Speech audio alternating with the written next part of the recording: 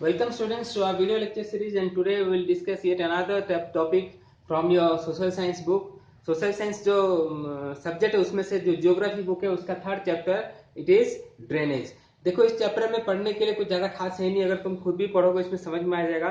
तो मैं जो इम्पोर्टेंट चीज इस चैप्टर में दिया क्या है उसका एक टोटल ओवरव्यू आप लोगों को यहाँ पे दूंगा, ठीक है। तो रिवर देखो ये ड्रेनेज है। ड्रेनेज का मतलब ये नहीं समझना कि जैसे हमारे घर के पीछे कोई ड्रेन बह रहा है उसके बारे में लिखा होगा, या फिर गली में कोई ड्रेन है उसको हम ड्रेनेज कहते हैं। ड्रेनेज का मतलब होता है river system of an area, किसी एक पर्टिकुलर एरिया का रिवर सिस्टम। रिवर सिस्टम मतलब कोई एक पर्टिकुलर रिवर के बारे में नहीं है, ठीक है। जैसे मान लो एक कोई नदी बह रही है, ठीक है, तो इसके साथ कुछ और नदियां आके यहाँ पे मिल जाती हैं, ठीक है, और कुछ यहाँ से निकल भी जाती हैं, कुछ नदियां ऐसे अलग हो जाती हैं। तो ये इसको जो मिलती है नदियां इसको हम कहते हैं ट्रिब्यूटरीज, और जो नदियां बाहर निकलती है उसको हम कहते हैं डिस्ट्रीब्यूटरीज, ठीक है। तो ये जो पूरा एरिया है जो सिस्टम है इसको हम कहते हैं ड्रेनेज बेसिन, ठीक है। एक नदी से नहीं, इसका ट्रिब्यूटरीज और डिस्ट्रीब्यूटरीज जो है उस पूरा एरिया को हम कहते हैं ड्रेनेज बेसिन, ठीक है। तो ड्रेनेज बेसिन होता क्या है, they are drained by the rivers along with the tributaries and distributaries is known as river basin. एक और वर्ड आपको इस चैप्टर में देखने को बार बार मिलेगा, वो है वाटर डिवाइड, ठीक है। वाटर डिवाइड क्या होता है, जैसे मान लो ये कोई प्लेन एरिया है, ठीक है, तो नदी क्या यहाँ से यहाँ भी फ्लो कर सकता है, यहाँ से यहाँ भी फ्लो कर सकता है, लेकिन बीच में कोई एलिवेटेड हो या फिर कोई पहाड़ हो इस तरह से, ठीक है। तो इसमें क्या होगा, यहाँ की नदियां यहाँ बह जाएंगी और यहाँ की नदियां इस ओर बहेंगी। तो बीच वाला जो एरिया है उसका हम कहते हैं वाटर डिवाइड, या फिर बुक में कहीं कहीं लिखा होगा वाटर सेट। दोनों का मतलब एक ही होता है, ठीक है। तो वाटर डिवाइड होता है क्या है, when any elevated area such as mountain और एन अपलैंड, अपलैंड मतलब हाईलैंड, जमीन से उठा हुआ, सेपरेट्स टू ड्रेनेज बेसिन्स, दो ड्रेनेज बेसिन्स, मान लो यहाँ पे एक पहाड़ है, ठीक है, और यहाँ पे एक ड्रेनेज, यहाँ से नदी बह रही है इसका एक ड्रेनेज बेसिन है, और इस साइड से एक नदी बह रही है उसका भी एक ड्रेनेज बेसिन है, बीच में क्या है, पहाड़ है। तो इसको हम कहते हैं वाटर डिवाइड, ठीक है। Separate two drainage basin is known as water divide, ठीक है। तो इस चैप्टर में हमें पढ़ना क्या है, हमें रिवर्स के बारे में पढ़ना है और कुछ नहीं। रिवर्स, कुछ रिवर्स होते हैं हिमालयन रिवर्स और कुछ रिवर्स होते हैं पेनिनसुलर रिवर्स। जो हिमालय से जो नदियां बाहर निकलती है उसको हम कहते हैं हिमालयन रिवर्स, और बाकी इंडिया में कहीं से भी निकले नदियां उसको हम कहते हैं पेनिनसुलर रिवर्स, ठीक है। तो इस चैप्टर में और कुछ है नहीं, तो मैं थोड़ा बता देता हूँ, ठीक है बच्चों। तो अभी हम लोग दो तरह का रिवर के बारे में पढ़ेंगे, एक है आपका हिमालयन रिवर्स और दूसरा है पेनिनसुलर रिवर्स। तो हिमालय रिवर्स जो है, देखो इसका ओरिजिन कहां से होता है, हिमालय से होता है, ठीक है। यहाँ पे मैं दिखा देता हूँ, देखो ये एरिया जो है ये हिमालयन रेंज है, ये जम्मू कश्मीर से लेके ये आपका अरुणाचल प्रदेश तक ये एरिया जो है हिमालयन रेंज है, ठीक है। तो हिमालयन रिवर्स जो है यहाँ से निकलती है, देखो यहाँ पे गंगा जमुना, ठीक है, यहाँ से आपका मान ब्रह्मपुत्र, इस तरह से यहाँ पे ब्रह्मपुत्र, ठीक है। और ये वाला जो एरिया है इसको हम कहते हैं पेनिनसुलर एरिया, ठीक है। तो हिमालयन रिवर्स जो है इनका ओरिजिन हिमालय से होती है, और जो पेनिनसुलर रिवर्स है उनका ओरिजिन पेनिनसुलर प्लेटू से होती है, पहला चीज। दूसरा है यहाँ पे है, ये लिखा है पेरेनियल और ये लिखा है सीजनल। सीजनल पेरेनियल का मतलब क्या होता है, जो साल में 365 दिन बहती है, जिसमें पानी बिल्कुल सूखता नहीं है, ठीक है, इसको हम कहते हैं पेरेनियल। और जो सीजनल है, जैसे रेनी सीजन है, रेनी सीजन में बहती है पानी और उसमें पानी बहता है, नदी बहती है, और उसके बाद कुछ दिनों बाद नदी सूख जाती है, उसको हम कहते हैं सीजनल, ठीक है। यहाँ पे लिखा है get water from snow and rain. जब गर्मियों के दिनों में क्या है, हिमालय में स्नो पिघलता है तो वो पानी बन के नदी में बहने लगती है, और बाकी जो है बारिश के दिनों में वो बारिश का पानी वो नदी में भर जाता है, जिसके कारण नदी कभी सूखती नहीं है। लेकिन यहाँ पे देखो जो पेनिनसुलर रिवर्स है they get water from rain, इसको कहा जाता है रेन फेड वाटर, ठीक है। रेन फेड वाटर मतलब जो पेनिनसुलर रिवर्स है उसमें जो पानी भरता है उसमें वो बारिश का पानी ज्यादातर भरता है, ठीक है, नहीं तो पानी सूख जाता है। इसके बाद है ये जो हिमालयन रिवर्स है, अगर इससे कंपैरिजन करें किससे, हमारा पेनिनसुलर रिवर्स है ये काफी लंबा होता है, उनका सफर लंबा होता है। वो हिमालय के पहाड़ों से निकलते आके फिर बे ऑफ बंगाल या फिर अरेबियन सी में जाके मिलते हैं। ठीक है, जैसे यहाँ पे एग्जाम्पल लिया, देखो गंगा, ब्रह्मपुत्र। ब्रह्मपुत्र देखो कितना बड़ा होता है, देखो ये है आपका मानसरोवर, यहाँ से ब्रह्मपुत्र देखो इस तरह से गया हुआ है, यहाँ से अरुणाचल प्रदेश में ये यहाँ से एकदम 90 डिग्री टर्न करके फिर ऐसे आके यहाँ पे बे ऑफ बंगाल में मिला है। इसी तरह से गंगा उत्तराखंड से इस तरह से निकलती है और यहाँ पे आके बे ऑफ बंगाल में मिल जाती है। इंडस जो नदी है वो यहाँ से निकलते ही पूरा पाकिस्तान कवर करते हुए ये जाके अरेबियन सी में यहाँ पे कहीं मिलता है। ठीक है, तो ये है आपका डिफरेंस। तो कंपैरिजन में अगर किया जाए तो ये जो है हिमालयन रिवर्स काफी लंबा होता है in comparison to peninsular rivers. Example में गंगा, इंडस, ब्रह्मपुत्र ये सब क्या है, हिमालयन रिवर्स है।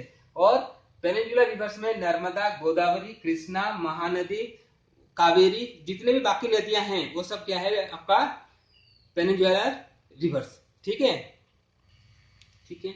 जो नेक्स्ट टॉपिक है इसमें वो है कुछ नदियों का रिवर सिस्टम के बारे में बताया, कुछ रिवर्स का जो है रिवर सिस्टम। रिवर सिस्टम का मतलब क्या बोल रहा था, river system along with its tributaries is known as river system. ठीक है, तो अपने जो ट्रिब्यूटरीज सबको साथ में लेकर जो सिस्टम बनाता है उसको हम कहते हैं रिवर सिस्टम। तो इसमें जो मेन है हमें गंगा, इंडस, ब्रह्मपुत्र इसके बारे में जानना जरूरी है। और बाकी इतने रिवर सिस्टम एक बुक में दिया है, ऐसा कोई ज्यादा खास इंपोर्टेंट नहीं है, फिर भी तुम एक बार उसको पढ़ सकते हो। तो सबसे पहले हम इंडस रिवर के बारे में देखते हैं। तो इंडस रिवर जो है तिब्बत से निकलती है, तिब्बत यानी जो चाइना जो ऑक्युपाइड किया हुआ है। ठीक है, देखो इस मैप में यहाँ चाइना है, यहाँ पे तिब्बत है। इस एरिया को चाइना ने ऑक्युपाई किया इसलिए वो हम चाइना कह लेते हैं, लेकिन ये तिब्बत रीजन है। तो यहाँ से निकलता है आपका, ठीक है, तो तिब्बत रीजन से निकल के ये जम्मू एंड कश्मीर में एंटर करती है इंडस, उसके बाद पाकिस्तान में होते हुए अरेबियन सी में जाके वो मिल जाती है। इसके जो ट्रिब्यूटरीज हैं, तो इसके ट्रिब्यूटरीज कौन से नदियां हैं, झेलम है, चेनाब, रावी, सतलुज, ये इसके ट्रिब्यूटरीज है इंडस के। इसके लेंथ देखो 2900 किलोमीटर। तो हमें पहले पता है हिमालयन रिवर्स जो है काफी लंबी लंबी नदियां होती हैं। ठीक है, तो इसलिए जो है इसका लेंथ जो है 2900 किलोमीटर। ठीक है, इसके बाद जो इस नदी के बारे में हम डिस्कस करेंगे, जिस नदी का रिवर क्या कहते हैं रिवर सिस्टम के बारे में हम जानेंगे, वो है गंगा। ठीक है, गंगा एक मोस्ट इंपोर्टेंट रिवर है हमारा इंडिया का। ठीक है, तो इंडिया में गंगा को सबसे लंबी नदी कहा जाता है, सबसे बड़ी नदी और लंबी नदी भी गंगा को ही कहा जाता है। ठीक है, ये निकलता कहां से, ये उत्तराखंड। उत्तराखंड कौन सा स्टेट है, उत्तराखंड यहाँ पे है। ठीक है, ये देखो ये है उत्तराखंड, गंगा यहाँ से निकलती है, ये उत्तर प्रदेश, बिहार होते हुए ये वेस्ट बंगाल में जाके ये बांग्लादेश में होते हुए यहाँ पे बे ऑफ बंगाल में जाके जॉइन कर लेती है। ठीक है, तो गंगा का शुरुआत कहां से होता है, उत्तराखंड से, और ये वेस्ट बंगाल होते हुए बे ऑफ बंगाल में जाके गिरती है। ठीक है, इसके जो ट्रिब्यूटरीज है, जो मेन ट्रिब्यूटरीज है वो है यमुना, घाघरा, कोसी। ये जो नदियां हैं ये गंगा के ट्रिब्यूटरीज हैं। ठीक है, और ये northern agriculture depends on it, यहाँ पे लिखा है, मतलब जहां जहां से गंगा, जो गंगा उस एरिया को गंगा प्लेन भी कहा जाता है। ठीक है, ये बहुत ज्यादा फर्टाइल होता है, वो पूरा जो हमारा एग्रीकल्चर इसी पे डिपेंड करता है। ठीक है, इसके बाद इसका लेंथ जो है ये है 2500 kilometre. Ganga is the longest river of India. ऐसे देखा जाए तो ब्रह्मपुत्र है, लेकिन ब्रह्मपुत्र काफी एरिया जो है ब्रह्मपुत्र का वो तिब्बत में है। ठीक है, चाइना में है, उसलिए उसको काउंट नहीं करेंगे। और इंडस का जो लेंथ है उसमें भी मैक्सिमम एरिया जो है पाकिस्तान में है, उसको भी हम काउंट नहीं करेंगे। तो इंडिया का जो है लॉन्गेस्ट रिवर कौन सा है, गंगा है। ठीक है, तो गंगा रिवर सबसे लॉन्गेस्ट है। ठीक है, ठीक है, तो अभी जो रिवर बेसिन के बारे में जानेंगे वो है ब्रह्मपुत्र रिवर बेसिन। ये निकलती है ये तिब्बत से। ठीक है, ये फिर ये कहा हमारे देश के जो यहाँ पे देखना, ये हमारे इंडिया है। ठीक है, तो यहाँ पे अरुणाचल प्रदेश है, तो यहाँ से निकलती है ब्रह्मपुत्र, और अरुणाचल प्रदेश में डायरेक्ट यू टर्न मार के वो हमारे आसाम होते हुए बांग्लादेश में मिल जाती है, बांग्लादेश होते हुए बे ऑफ बंगाल में जाके मिल जाती है। ठीक है, ये वहां पे गंगा नदी के साथ, यहाँ से गंगा नदी बहती है और ये यहाँ पे आके गंगा नदी के साथ एक यहाँ पे डेल्टा बनाते हैं दोनों नदियां मिलके, और इस डेल्टा का नाम है सुंदरबन डेल्टा। ये वर्ल्ड का लार्जेस्ट डेल्टा है, ठीक है, और इसका जो लेंथ है वो है 2900 किलोमीटर, ठीक है। तो ये एग्जाम में आएगा भी, तो बहुत यही तीन नदी के बारे में ज्यादा पूछा जाएगा, ठीक है।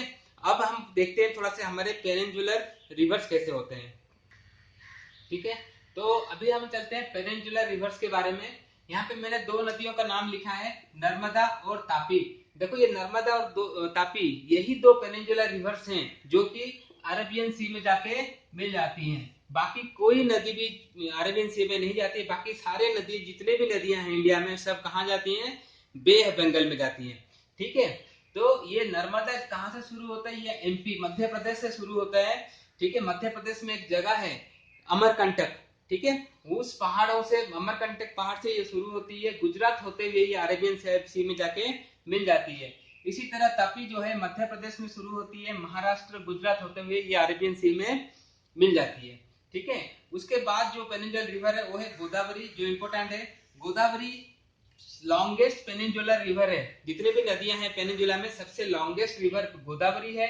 इसका लेंथ है 1900 किलोमीटर, और गोदावरी को दक्षिण गंगा भी कहा जाता है, क्योंकि ये दक्षिण हमारे साउथ इंडिया में पड़ता है। ये एरिया जो है गोदावरी साउथ इंडिया में का नदी है, और दक्षिण गंगा इसको नाम रखा गया क्योंकि ये बहुत बड़ी नदी है, बहुत लंबी नदी है, ठीक है। जैसे गंगा इंडिया का अगर पूछा जाएगा तो longest river of India is Ganga, लेकिन अगर पूछेगा longest peninsular river, then we have to write Godavari, क्योंकि ये हिमालय से नहीं निकलता। पेनिनसुलर रिवर जो है पेनिनसुला प्लेटू से निकलती है, ठीक है। इसके बाद बुक्स में महानदी के बारे में थोड़ा, कृष्णा कावेरी, ये इतना इंपोर्टेंट नहीं है, फिर भी एक बार रीडिंग जरूर कर लेना, कहीं एक मार्क क्वेश्चन पूछ ले। बाकी इस बुक में चैप्टर कुछ है नहीं, ठीक है। चलो अभी चलते हैं लेक्स के बारे में, जानते हैं थोड़ा सा लेक्स होते कैसे हैं। चलो अभी थोड़ा लेक्स के बारे में जानते हैं, ठीक है। लेक्स कई तरह के होते हैं। तो लेक्स देखो, उसको अगर हम अलग अलग कैटेगरी में उसको डिवाइड करें तो कई तरह से बन सकते हैं। जैसे हमारे यहाँ पे लिखा है परमानेंट और सीजनल। परमानेंट यानी जिस लेक में 365 डेज, मतलब सालों सालों साल जो है पानी भरा रहता है, उसको हम कहते हैं परमानेंट। और सीजनल कौन सा होता है? जो गर्मियों में सूख जाता है, ठीक है। जैसे हमने वो नदी के बारे में पढ़ा था, पेनिनसुलर रिवर्स के बारे में, ठीक है। तो गर्मियों में सूख जाता है, उसको हम कहते हैं सीजनल।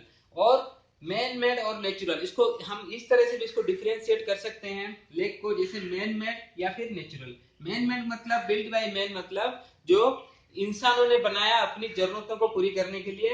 और जो नेचुरल लेक्स है जो एग्जिस्ट करता है नेचुरली, जो पहले से नेचुरली वो बना हुआ है, ठीक है। एग्जाम्पल देखो, गुरु गोविंद सागर। गुरु गोविंद सागर वहां डैम बनाया गया था, जिस डैम के बनने के कारण वहां पे लेक बन गया, ठीक है, इसलिए गुरु गोविंद। जैसे यहाँ पे कोलाब लेक है, हमारे यहाँ कोलाब में एक डैम बना हुआ है जिसके कारण वो लेक बन गया, ठीक है। तो ये मैन मेड होता है। और नैनीताल, चिलिका, ये सब लेक जो है ये नेचुरली एग्जिस्ट करता है, जो नेचर से बना हुआ है, ठीक है। इसके बाद आता है सॉल्ट लेक और फ्रेश वाटर लेक। कुछ लेक जो है उसमें नमक मिलता है, जिससे पानी उसका नमकीन टाइप होता है, क्यों? उसमें नमक होता है। जैसे राजस्थान में एक लेक है, राजस्थान में देखो सांबर लेक कहाँ पे? राजस्थान में, ठीक है। और चिलिका, चिलिका उड़ीसा में है, सांबर लेक राजस्थान में है। ये है सॉल्ट लेक, क्योंकि इनका पानी सॉल्टी होता है। और जो फ्रेश वाटर लेक है, जिसका पानी जो है फ्रेश वाटर की तरह थोड़ा मीठा मीठा होता है, वो है भीमताल, नैनीताल। यहाँ पे जितने भी लेक हैं ये सब जो है ये सब उत्तराखंड में है, ठीक है। ये सब और भी लेक हैं फ्रेश वाटर लेक, जो एग्जाम्पल मैंने लिखा है भीमताल, नैनीताल उत्तराखंड में है। ये फ्रेश वाटर लेक्स के एग्जाम्पल है, ठीक है। अभी कुछ एडवांटेजेस ऑफ लेक्स के बारे में हम देखते हैं कि लेक्स के फायदे क्या क्या होते हैं, ठीक है। इसके कई सारे फायदे हैं, जो मेन है वो है इलेक्ट्रिसिटी, ठीक है। जहां पे हम लेक होगा तो हम वहां पे हाइड्रो इलेक्ट्रिक प्रोजेक्ट लगा के वहां पे इलेक्ट्रिसिटी का प्रोडक्शन हम कर सकते हैं, जैसे यहाँ पे अपर कोलाब में होता है, ठीक है। इसकी तरह से तुम्हारा ये controls the flow of water. Control the flow of water मतलब जब कोई बाढ़ लाइक सिचुएशन क्रिएट हो जाता है तो लेक में पानी स्टोर हो जाता है, जिसके कारण वो पानी बाढ़ नहीं होता है। या फिर जहां पे सूखा पड़ता है तो उस समय भी जो है ये लेक का पानी रिवर में थोड़ा सा ऐड हो जाता है, उससे भी बचा लेता है, ठीक है। Control the flow of river. They moderate the climate of the surroundings, क्योंकि जहां पे भी लेक होता है उसके आसपास का जो क्लाइमेट होता है, उसका जो सराउंडिंग्स का जो क्लाइमेट होता है वो बहुत मॉडरेट होता है, मतलब ज्यादा गर्मी ना ही ज्यादा ठंडा, अच्छा क्लाइमेट होता है। और जिसके कारण वहाँ पे टूरिज्म इंडस्ट्री भी वहाँ पे बहुत ज्यादा है, फलता फूलता है। टूरिज्म इंडस्ट्री मतलब बाहर से टूरिस्ट आते हैं, लेक वगैरह में बोटिंग वोटिंग करने के लिए टूरिस्ट लोग आते हैं। और इसके बाद लेक्स हैं तो वहाँ पे मछलियां भी होगी, ठीक है, जिसके कारण जो है it maintains the aquatic system and enhance the natural beauty. ठीक है, ये कुछ एडवांटेजेस है लेक्स के। चलो अब देखते हैं, लास्ट में बुक में दिया है some advantages of river system. Rivers का भी कुछ एडवांटेजेस है, उसको भी हम जान लेते हैं। ठीक है, चलो अभी देखते हैं रिवर्स के कुछ एडवांटेजेस। मैंने पहले ही कहा था कि मैं इस चैप्टर का एक ओवरव्यू दूंगा, क्योंकि चैप्टर तुम खुद पढ़ोगे तो इसमें कुछ ज्यादा खास है नहीं, बस पढ़ते जाओ और समझ में आ जाएगा। ठीक है, तो रिवर्स का जो एडवांटेजेस है, देखो लगभग रिवर्स और लेक्स दोनों का एडवांटेजेस लगभग सेम है। फिर भी देखो यहाँ पे लिखा है टूरिज्म। ठीक है, लेक्स में तो चलो टूरिज्म समझ में आ गया, रिवर्स में टूरिज्म कैसे होता है? देखो बहुत सारे रिवर्स है जो कि वो हरिद्वार वगैरह में, जो उत्तराखंड हिमाचल में है, वहां जहाँ पे लोग जाते हैं रिवर राफ्टिंग करने के लिए। ठीक है, रिवर राफ्टिंग या टूरिज्म में आता है। रिवर राफ्टिंग यानी देखोगे हवा भरा हुआ एक नाव टाइप होता है, जिसमें इस तरह से सब राफ्टिंग करते हैं, चलाते हैं।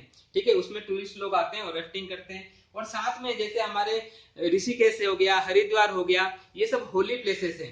ठीक है, जैसे हमारे बनारस हो गया, जहाँ के जो धार्मिक लोग हैं, जो हिंदू लोग हैं, वहां पे वो लोग जाते हैं और डुबकी लगाने के लिए जाते हैं। ठीक है, तो इससे जो है इंडिया का टूरिज्म इंडस्ट्री को भी फायदा होता है। उसके बाद एग्रीकल्चर में भी फायदा होता है, क्योंकि रिवर का पानी में डैम बना के उस पानी को इरिगेशन के लिए यूज करते हैं, और डैम बना के इलेक्ट्रिसिटी भी प्रोड्यूस कर सकते हैं। ठीक है, उसके बाद रिवर्स का पानी ज्यादातर हमें फ्रेश वाटर मिलता है, इसलिए हम ड्रिंकिंग पर्पस में यूज करते हैं। उसके अलावा और बाथिंग, नहाने के लिए, कपड़े धोने के लिए भी रिवर्स का पानी का यूज होता है। लेकिन अगर इंपॉर्टेंट आपका ये मेन तीन है, एग्जाम में पूछा जाएगा, role of rivers in Indian economy. Indian economy को बढ़ाने के लिए रिवर्स का क्या रोल प्ले करता है रिवर्स, तो ये तीन लिख सकते हैं, टूरिज्म, एग्रीकल्चर, इलेक्ट्रिसिटी, ये लिख सकते हैं। ठीक है, तो ये छोटा सा चैप्टर था, इसमें कुछ है नहीं खास। ठीक है, जब मैं नोट्स दूंगा तो नोट्स को मैं डिटेल में और थोड़ा सा लिख के दे दूंगा, बना के नोट्स को, उसको आप लोग लिखना और उसी हिसाब से पढ़ना। ठीक है, तो इसमें समझने वाला बात कुछ नहीं है, इसमें सिर्फ इस चैप्टर में ड्रेनेज का नाम क्यों दिया पता नहीं है, पढ़ना हमें क्या है, रिवर्स। चैप्टर का नाम रिवर्स होना चाहिए था। ठीक है, तो इंडियन के रिवर्स के बारे में ही दिया है। ठीक है, ओके बच्चों, बाय, टेक केयर।